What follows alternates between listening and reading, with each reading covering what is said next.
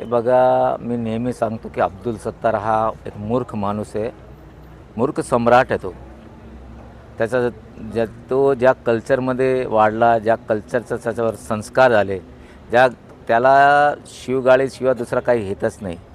आता तुम्ही बघितलं त्यांनी सर्वात मोठी शिवगाळी लोकांना काय केली की तेरे माँ बाप का पिक्चर तू देखता क्या, म्हणजे हे सर्वोच्च शिवगाळी त्यांनी केलेली. माझ्या सिल्लोडच्या त्या लोकांना विनंती आहे, जे त्या गौतमी पाटीलच्या प्रोग्राममध्ये होते, की तुमच्या मायबापाचा पिक्चर म्हणजे त्याचा अर्थ मी त्या बोलणं म्हणजे चांगला वारा नाही, तुम्ही समजून घ्या त्याने काय बोललं.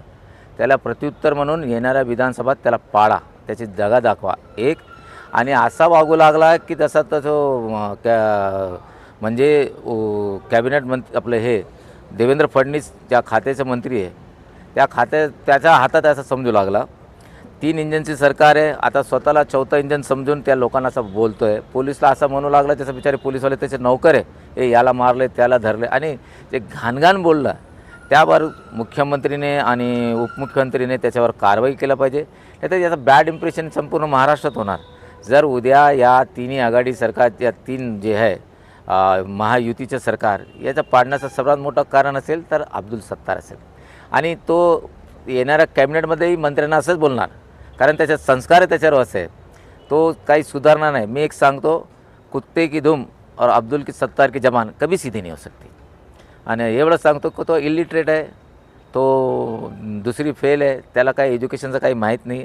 त्याच्यावर एक शेर बोलतो, पढ़े लिखे लोग भीड़ में धक्का खाते हैं, पढ़े लिखे लोग भीड़ में धक्का खाते हैं, जिनको ABCD नहीं आती वो लाल लाइट की गाड़ी में आते. त्याच्यावर कारवाई करायला पाहिजे. धन्यवाद. साहेब, कुठेतरी असा प्रश्न निर्माण होतोय की जर आमदार जर भरसभेत असं बोलत असेल तर काय आदर्श घ्यायचा आहे आमदाराकडे? हे बघा, मी काय म्हणतो, त्याला आमदार बोलायचंच नाही. तो हा मूर्खाचा सम्राट आहे, तो महामूर्ख सम्राट आहे. तो आता नवीन नाही ना, तो नेहमी तसंच बोलतो. त्याला त्याच्या तोंडावर त्याला लगाम घालता येत नाही. आणि लहान लेडीज असेल, मुली असेल, त्यांच्यासमोर तो असंच बोलतो आहे. त्याच्या तोंडातून शिवगाळी नेहमी निघतात, मला माहीत आहे ना. या अगोदर तो कोणाला काही बोलतो, आणि त्याला काय असंच वाटतं की फार गर्व चढलेला वाटतं की तो कॅबिनेट मंत्री म्हणून. पण ह्याचा परिणाम महाराष्ट्राच्या जनतेला दाखवून देणार. आणि मी नेहमी सांगतो की एकनाथ शिंदेला जर कोणी अडचणीत आणणार असेल तर अब्दुल सत्तार आहे.